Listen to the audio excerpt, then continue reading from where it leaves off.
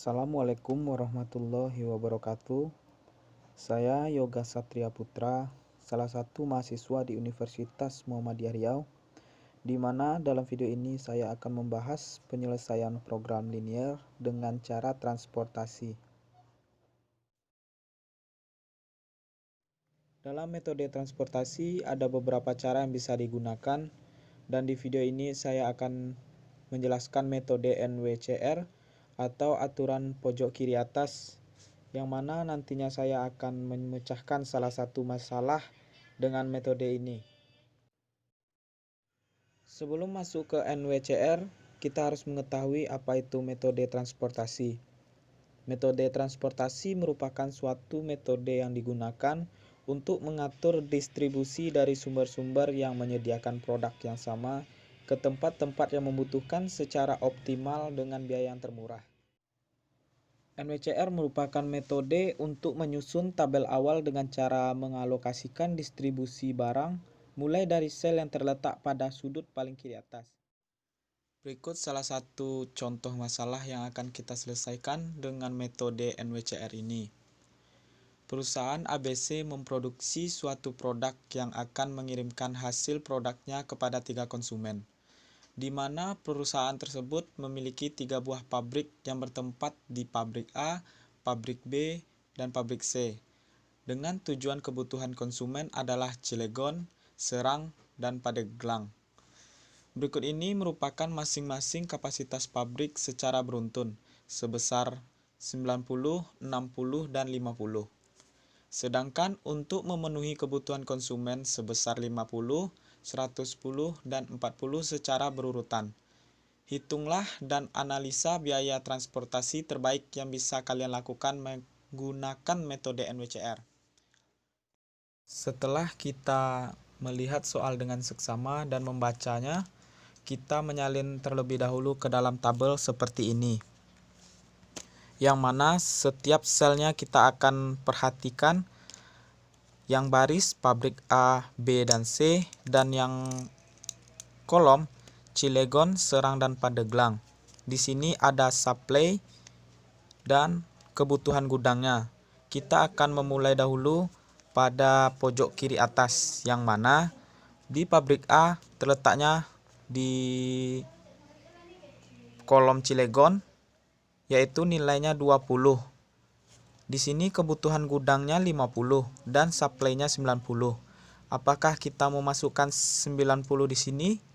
Jawabannya tidak, karena kebutuhan gudangnya hanya 50. Jadi kita menulis di sini 50. Dan sudah terpenuhi kebutuhan gudang di Cilegon.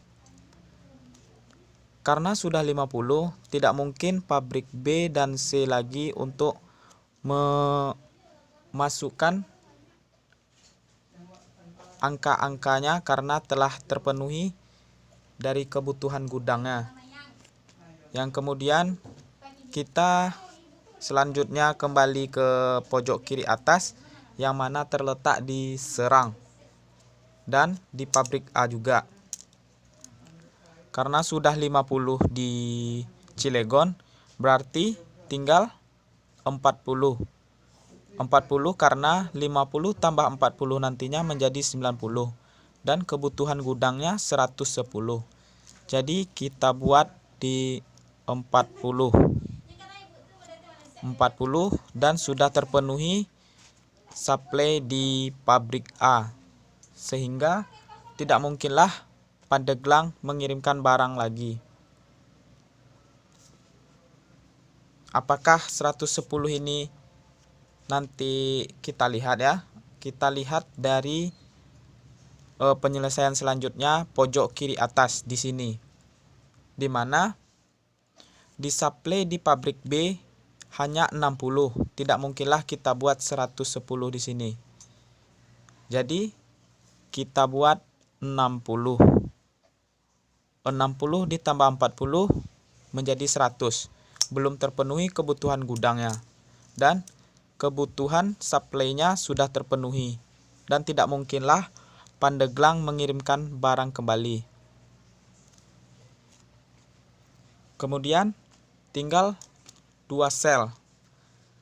Dan kita lihat paling kiri yaitu di Serang kebutuhan gudangnya 110.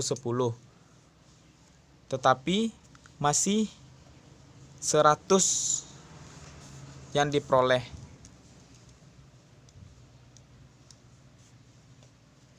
Karena 100, kita buat di sini 10 dan terpenuhilah sudah kebutuhan gudang di Serang. Menjadi 110, tetapi di suplainya belum terpenuhi karena masih 10. Suplainya membutuhkan 50. Jadi di sini 40 dan terpenuhilah sudah suplainya. Sehingga beginilah hasil yang kita dapatkan dari aturan pojok kiri atas, yang mana kita akan membuat suatu kesimpulan lagi. Setelah kita mendapatkan semua hasil dari tabel ini, kita buat kesimpulan di mana Cilegon mendapat dari pabrik A sebesar 50 dan dikali 20. Dan seterusnya Serang dari pabrik A, B, dan C, Pandeglang dari pabrik C. Kita buat kesimpulan di mana Cilegon sama dengan mendapat dari pabrik A sebesar 50 kali 20. Dan Serang mendapat dari pabrik A, B, C. Pandeglang mendapat dari pabrik C. Dan setelah ditotalkan semuanya mendapat hasil 3.260.000 dikarenakan soalnya meminta ribuan. Dan inilah hasil yang didapat melalui metode NWCR. Metode NWCR ini tidak terlalu efektif dalam menentukan metode transportasi. Tetapi ini salah satu metode yang ada untuk menentukan harga dari nilai transportasi tersebut.